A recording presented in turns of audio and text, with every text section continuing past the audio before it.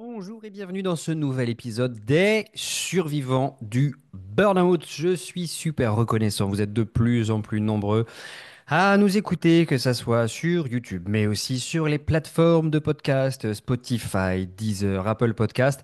On le voit dans les stats, c'est juste dingue. Donc merci pour votre soutien. Je reçois aussi plein de mots. Ça me fait super plaisir. Ça m'aide vraiment à continuer à vous préparer du contenu. Et, ça vous aide en plus, j'ai l'impression. J'ai des super retours. Donc je suis très content en tout cas que ça vous plaise. Et aujourd'hui, on va voir quelque chose d'intéressant. Je vais d'abord vous poser une question. La première question que je voudrais vous poser, c'est est-ce que parfois vous avez l'impression de ne pas en faire assez, voire de ne jamais en faire assez? Est-ce que vous avez l'impression de courir après des grands objectifs, mais alors sans jamais être satisfait ou satisfaite? Ça vous parle, ça? Bon, eh bien, si simplement on pouvait se dire que la clé de tout ça se trouvait dans les toutes petites choses que vous accomplissez chaque jour. Aujourd'hui, on va parler du pouvoir immense des petites victoires quotidiennes sur votre morale. Quand vous êtes en burn-out, quand vous êtes dans un état de stress, vous avez bien évidemment en permanence comme un espèce de filtre sur votre réalité qui va donner l'impression que tout est noir, tout est morose, tout est triste. Et bien justement, le pouvoir de ces petites victoires va commencer à remettre un petit peu de couleur, remettre un filtre lumineux dans votre vie de tous les jours. Dans cet épisode, je vais vraiment vous montrer comment valoriser vos petites réussites va permettre de recharger votre estime de vous-même, renforcer votre motivation et puis mieux traverser vos périodes difficiles. Si vous avez des périodes difficiles, je n'en doute pas. De toute façon, si vous écoutez ce podcast, c'est que ça doit être un petit peu complexe en ce moment. Pourquoi est-ce qu'on néglige d'abord les petites victoires? En général, on a ce qu'on appelle la culture de la performance. Dans nos sociétés, vous savez, on valorise les grands résultats visibles, hein, les promotions, les transformations physiques de dingue, les réussites spectaculaires. On en fait même des programmes télé, on le voit sur nos réseaux sociaux. C'est toujours ça qu'on voit, c'est ça qui va apparaître le plus et qui va nous popper le plus au cerveau. Bon. Et très souvent, le fait de voir ça va créer une déformation comme une espèce de biais cognitif parce que à force de voir tous ces trucs gigantesques, on va avoir l'impression que tout ce qui est petit, c'est inutile. Mais on va s'apercevoir que c'est l'inverse en fait. C'est par ces petites victoires qu'on va réussir à créer une grande différence. Il y a aussi, quand on est en burn-out, ce que j'appelle le biais de l'autocritique. Votre cerveau en burn-out va avoir tendance à minimiser les efforts que vous accomplissez et maximiser les choses qui vous restent à faire. Vous allez être en permanence avec l'impression d'être submergé, vous allez avoir l'impression de surmenage et cette sensation va faire que vous n'allez spontanément, comme pas voir les petites réussites que vous allez avoir, vous n'allez pas voir ces petits résultats-là. C'est comme si vous aviez un filtre vraiment cognitif. Et au contraire, ce filtre va faire apparaître très fort tout l'ensemble des tâches qui vous restent à faire. Donc, on va négliger évidemment ces petites victoires. Et puis il y a aussi quelque chose qui apparaît très fort aussi justement avec les réseaux sociaux ou avec notre vie de tous les jours, dans notre famille, dans notre environnement professionnel, c'est que on va se l'avouer, on se compare aux autres et en se comparant aux autres, on oublie de reconnaître ses propres progrès. Vous savez, je déteste quand une personne va se comparer à moi. Je déteste ça parce que elle me dit ouais, mais toi, t'es sorti de ton burn-out. Oui, bah oui, je suis sorti de mon burn-out, mais j'étais au même endroit qu'elle il y a un certain temps. Moi, je suis juste un tout petit peu plus loin qu'elle sur le chemin. Donc une personne qui va se comparer à vous, elle va avoir tendance à se minimiser, elle, par rapport à vous. Spontanément, elle va avoir tendance à s'écraser par rapport à vous, surtout si c'est une personne en burn-out, qui a tendance à avoir une faible estime de soi. Les personnes qui se survalorisent, c'est autre chose, elle va avoir tendance à vous écraser et elle se la surjouer. Mais ça, c'est pas notre sujet pour l'instant. Peut-être que ça fera l'objet d'un podcast, les personnes qui se la racontent un petit peu. Mais en tout cas, pour l'instant, c'est pas vraiment ce qu'attend notre audience, donc on va pas parler de ça. Résultat de tout ça, c'est qu'on perd confiance en soi, on se sent tout petit, on se sent inefficace, et ça y est, la spirale de l'épuisement va s'aggraver. Or, les petites victoires, elles vont concrètement changer des choses dans votre vie. Déjà, elles nourrissent votre estime de vous-même. Chaque petite réussite, chaque petite victoire renforce l'image que vous avez de vous-même. Par exemple, voilà, j'ai réussi à me lever un tout petit peu plus tôt aujourd'hui. Alors, je sais bien que c'est pas un exploit, mais c'est la preuve que j'ai la capacité de me mettre en action. Et il faut vraiment avoir tendance à valoriser ça parce qu'on va pouvoir avoir un regard objectif sur tout ce qu'on peut mettre en œuvre quand on veut se mobiliser. Bien évidemment, c'est pas encore une routine qui s'est installée. Bien évidemment, on n'a pas encore réussi à gravir toute la montagne. Mais comme je dis souvent à mes coachés, il vaut mieux faire chaque jour un petit pas plutôt que de se dire non, c'est trop, j'y arriverai pas. Bien sûr, c'est un petit pas. Bien sûr, on voit pas encore le sommet, mais on est déjà beaucoup plus haut que la veille, même si on n'a fait qu'un mètre. Vous voyez, comprenez un petit peu l'idée? Donc c'est vraiment ça. Ces petites victoires vont nourrir l'estime de nous-mêmes. De la même manière, ces petites victoires vont créer ce que j'appelle une spirale, un élan positif. Vous savez, une petite victoire en amène un autre. Moi, je conseille à mes coachés de faire une chaîne, une petite chaîne de petites victoires jour après jour sur les choses qu'elles ont accomplies et de ne plus jamais interrompre cette chaîne. Elles vont prendre un calendrier du lundi au dimanche et chaque jour, elles vont faire une petite croix sur les petites victoires qu'elles ont faites.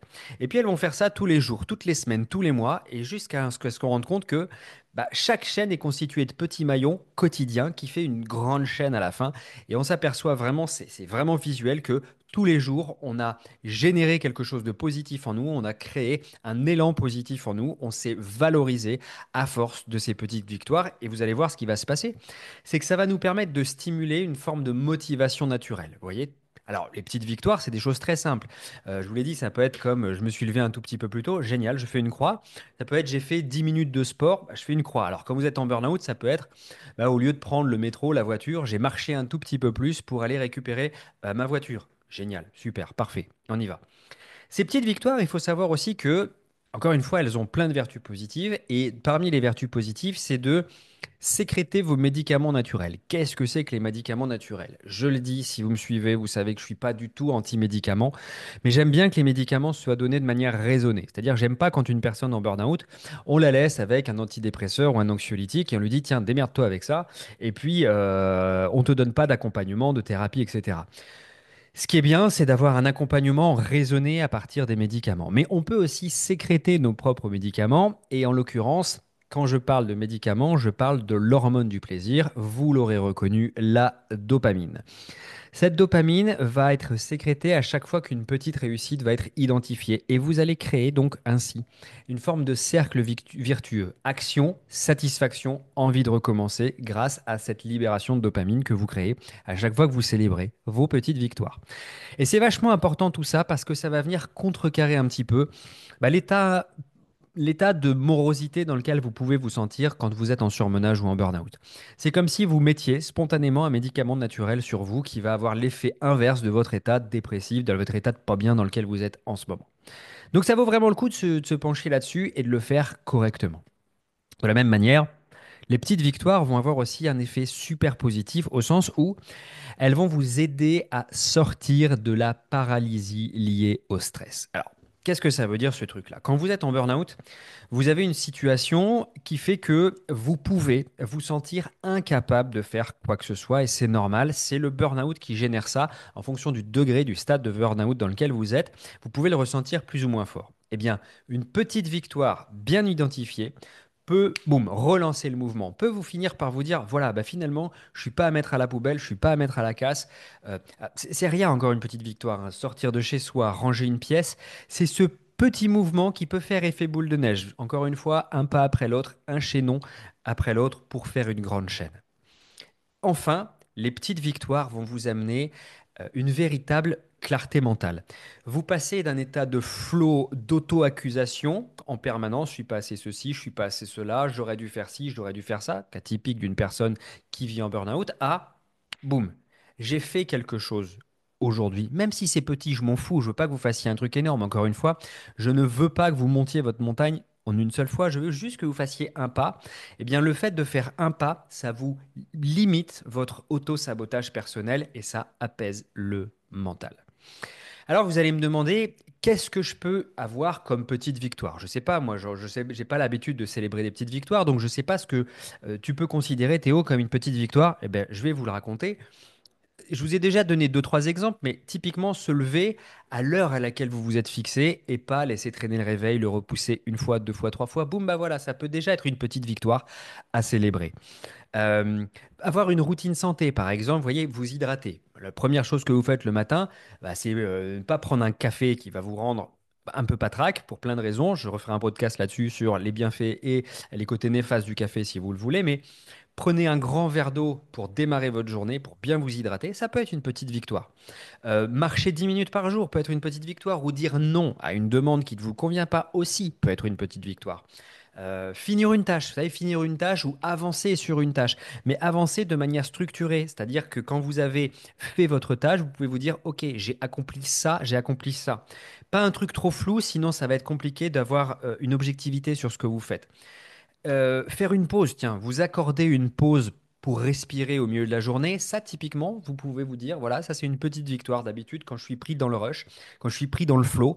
Et bien là, pour une fois, je me suis accordé ce petit moment-là, rien que pour moi, et c'est vraiment cool.